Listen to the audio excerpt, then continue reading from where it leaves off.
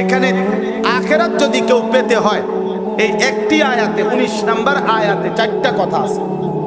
এক আয়াত, আখিরাত যদি কেউ পেতে হয়, জান্নাত যদি কেউ পেতে হয়, 4টা জিনিস ঠিক করতে হবে। কয়টা জিনিস?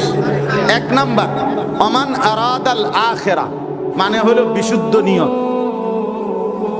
আপনি যদি জান্নাত পেতে চান, আখিরাত পেতে চান, তাহলে 1 নাম্বার হলো আখিরাতের নিয়ত করা, এরাদা করা। তার মানে শুধুই আখিরাতের মুক্তি, আল্লাহর সন্তুষ্টি, জান্নাত প্রাপ্তি, এইটা আপনার নিয়তের মধ্যে থাকতে হবে। কোন রকম লোক দেখানো, দুনিয়ার কারো সন্তুষ্টি কামনা করা, এরকম কিছু আপনার ইবাদতে আমলের মধ্যে থাকতে পারবে না।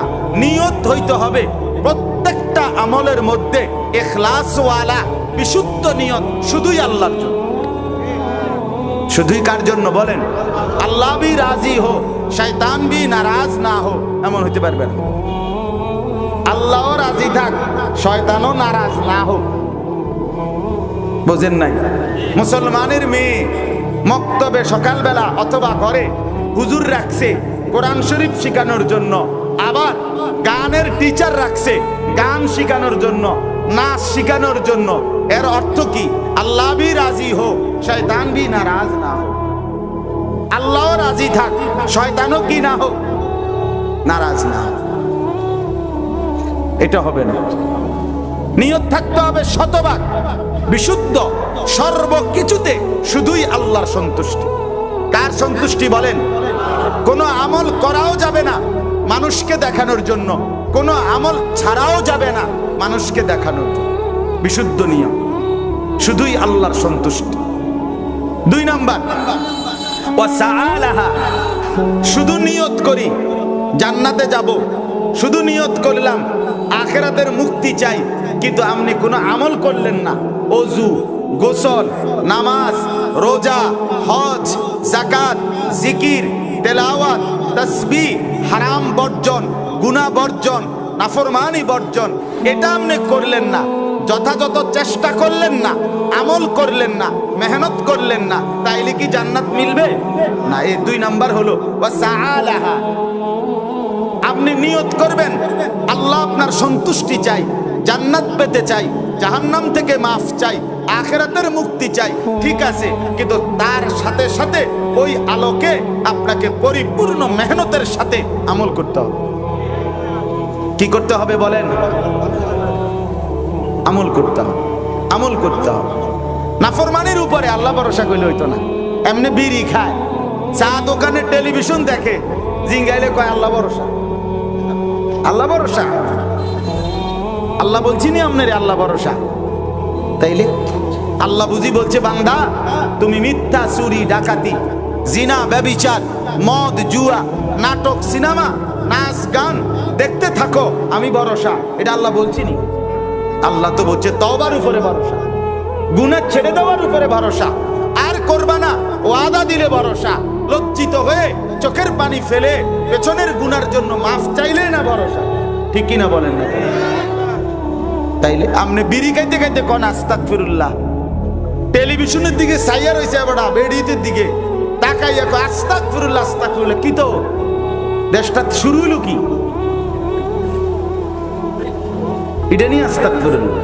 আমাদের করাচি হযরত আরিফ বিল্লাহ হযরত মাওলানা শাহ হাকিম মোহাম্মদ আখতার রাহমাতুল্লাহ আলাইহি বলেন, ওনার বয়ানে আছে, একবার হজে যাইতে সময় হযরতের সাথে বিমানে আরেকজন লোক, ওনারই পরিচিত বড় ব্যবসায়ী, তো এহরামের কাপড় পরা অবস্থায় ওই লোক হযরতকে বলতেছেন, হযরত দেখেন দেখেন বিমানের এই মহিলাগুলো কি অবস্থা, এদের কাপড় চোপড়, আস্তাগফিরুল্লাহ, আস্তাগফিরুল্লাহ, কাপড় চোপড় এগুলো কেমন আপনার খোলামেলা। তো হযরত তখন বলছেন, আরে ভাই তোমার আস্তাগফিরুল্লাহর উর্ফে আস্তাগফিরুল্লাহ। কিসের উপরে আস্তাগফিরুল্লাহ? তোমার আস্তাগফিরুল্লাহর উপরে কি আস্তাগফিরুল্লাহ? পহলে তো নজর হটাও, ফির আস্তাগফিরুল্লাহ পড়ো। আগে তো কি সরাও, নজর সরাও। আগে বেড়ির দিকে চাইয়া রইছো, চাইয়া কয় আস্তাগফিরুল্লাহ, আস্তাগফিরুল্লাহ। দেখছেন নি বেড়ি কেরম? আপনি তো দেখতে নিয়ে আসেন, আর কিতা চাইতাম? কথা বোঝেন? আগে তো কি সরাও, নজর সরাও। তারপরে না পড়বা আস্তাগফিরুল্লাহ। আগে তো গুনাহ ছাড়ো, আগে তো কি ছাড়ো বলেন? গুনাহ ছাড়ো। এজন্য 2 নাম্বার হলো ওয়াসাআলাহা। এটা খুব গুরুত্বপূর্ণ, আমল করতে হবে, মেহনত করতে হবে। দুনিয়াকে বলা হয় দারুল মিহান, মেহনতের ঘর। আখিরাতকে বলা হয় দারুল জাযা, বিনিময়ের ঘর। এখানে পরিশ্রম করবেন, ওখান থেকে বিনিময় নেবেন। আমার শায়খ আরিফ বিল্লাহ হাকিমুন নফস আল্লামা মুফতি মুশতাকুন নবী কাসিমি হযরত বলেন, এখানে বান্দার জিহ্বা আল্লাহর জিকিরে নড়ে, ওইখানে ফেরেশতার হাত জান্নাতের মধ্যে নড়ে। এখানে সে বলে সুবহানাল্লাহ, ওইখানে ফেরেশতা জান্নাতে নতুন করে ঘর বানায়, জান্নাতের রোম সাজায়, জান্নাতের দুয়ার সাজায়। এখানে জিহ্বা নড়ে, ওইখানে প্রাসাদ গড়ে। এখানে কি নড়ে, ওইখানে কি গড়ে? ওইখানে ভবন তৈরি হয়। মেহনত করতে হবে, মেহনত করা চাই। এখানে পরিশ্রম করবেন, ওইখানে বিনিময় নেবেন। দুনিয়া দারুল ইমতিহান, দুনিয়া পরীক্ষার ঘর। ওইটা দারুল জাযা, ওইটা বিনিময় ফলাফলের ঘর। আখিরাত, আখিরাত। রাসূলুল্লাহ সাল্লাল্লাহু আলাইহি সাল্লাম বলছেন, কুনু আবনা আল আখিরা ওয়ালা তাকুনু আবনা আদ দুনিয়া।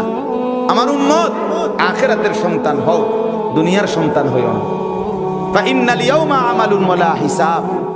নবীজি বলেন, আজকের দুনিয়া শুধুই আমলের সুযোগ দেওয়া হয়েছে, এখানে হিসাব হচ্ছে না। গাদান হিসাবুন ওয়ালা আমাল, আগামীকাল আখিরাত, সেখানে শুধুই হিসাব হবে।